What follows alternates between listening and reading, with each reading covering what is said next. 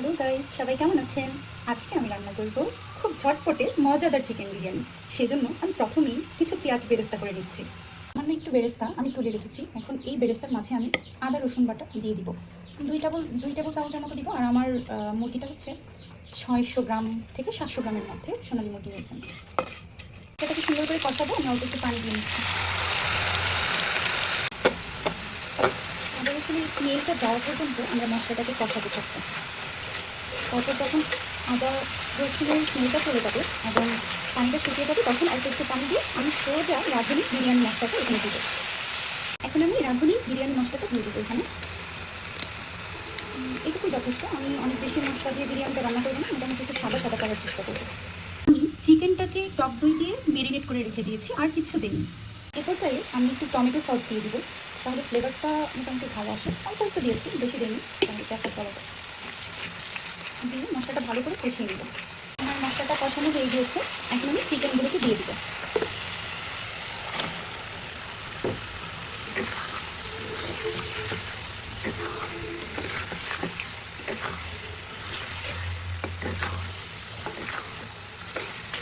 চিকেনটাকে ভালো করে কষিয়ে নিব। পাশাপাশি আমি 14টার মতো কাঁচামরিচ দিয়ে দিলাম। আমি আসলে কোনো শুকনো মরিচ অ্যাড করবো না, কাঁচামরিচের ফ্লেভারটাই আমি চাই, সেজন্য আমি কাঁচামরিচটা ভেঙেও দিইনি, একদম ডিরেক্ট কাঁচামরিচ আস্তে দিয়ে দিলাম। পরিমাণ মতো লবণ দিতে বলবেন না কিন্তু। চিকেন থেকে অনেকটা পানি উঠে এসেছে। এই পানিটা দিয়ে চিকেনটা সিদ্ধ হতে থাকে। এরপর আমরা দুধ অ্যাড করে দিব, দিয়ে ঢাকনা দিয়ে ঢেকে রাখবো কিছুক্ষণের জন্য। আমি পোলাওয়ের চাল সুন্দর করে পানি দিয়ে ধুয়ে পানি দিয়ে ভিজিয়ে রেখেছি। এতে ঝরঝরা একটা পোলাও হবে, খেতে ভালো হবে বিরিয়ানিটা। এখন আমি চিকেনে পরিমাণ মতো দুধ দিয়ে দেবো। যেহেতু বলেছি আমি সাদা সাদা করে বিরিয়ানিটা রান্না করবো, আমার আগে থেকে জাল দিয়ে নেওয়া দুধটা আমি এখানে দিয়ে দিলাম।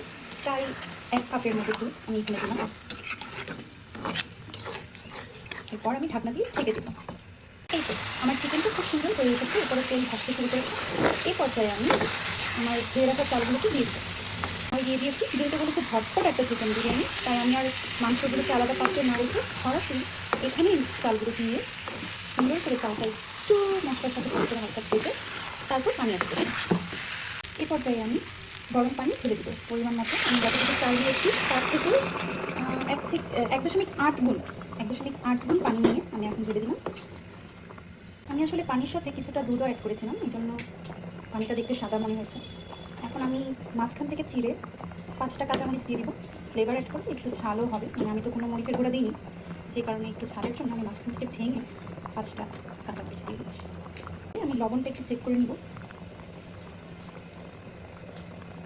যদি মনে হয় যে আপনাদের একটু লবণ লাগবে তাহলে দেবেন। আমার লবণটা ঠিক আছে, আমার লবণ দেওয়ার প্রয়োজন নেই।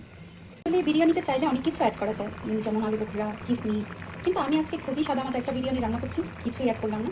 শুধু প্যাকেটের মশলা দিয়ে বিরিয়ানিটা চট করে হয়ে যাচ্ছে, আর সাথে একটু দুধ, আর কিছু নেই। এখন পানি আর চাল মানে সমান সমান পর্যায়ে চলে আসবে। দেখেন আমার চাল আর পানি, এখন চালটা দেখা যাচ্ছে মোটামুটি সমান সমান পর্যায়ে চলে এসেছে। এই মুহূর্তে আমি গ্যাসের চুলাটাকে কমিয়ে দিব এবং একটু গোলাপ জল আর একটু কেওড়া জল না দিলেও চলে, কেওড়া জল একটু গোলাপ জল দিলে স্মেলটা সুন্দর থাকে, দিয়ে আমি সুন্দর করে ঢাকনা দিয়ে ঢেকে দিই। পানি আর চাল সমান সমান হয়ে গেছে। এখন গ্যাসটা একদম কমিয়ে ফ্লেমটাকে আরও কমাবো, কমিয়ে মোটামুটি দমে রাখার মতো যে ঢেকে দিব, দমে রেখে দিব 20 মিনিট। এই যে দেখেন আমার গ্যাস চলতেছে না, মানে অনেক নিভু নিভু একটা আঁচ দিয়ে আমি বিরিয়ানিটা মোটামুটি দমে বসিয়ে রেখেছি। এই তো 20 মিনিট পর ফিরে আসলাম। এখন নেড়ে চেড়ে দিব। দেখেন কী পরিমাণের ঝরঝরে হয়েছে, একটার সাথে একটা চাল মিশে নেন। আমি কিছু বেরেস্তা আগে থেকে ভেজে রেখেছিলাম, এগুলো অল্প করে ছিটিয়ে দিলাম। এই তো হয়ে গেল আমার মজাদার চিকেন বিরিয়ানি, ঝটপট চিকেন বিরিয়ানি। আপনারাও বাসায় ট্রাই করবেন কিন্তু, আর জানাবেন কেমন হলো। আমার চ্যানেলটা সাবস্ক্রাইব করে দিবেন। ধন্যবাদ সবাইকে।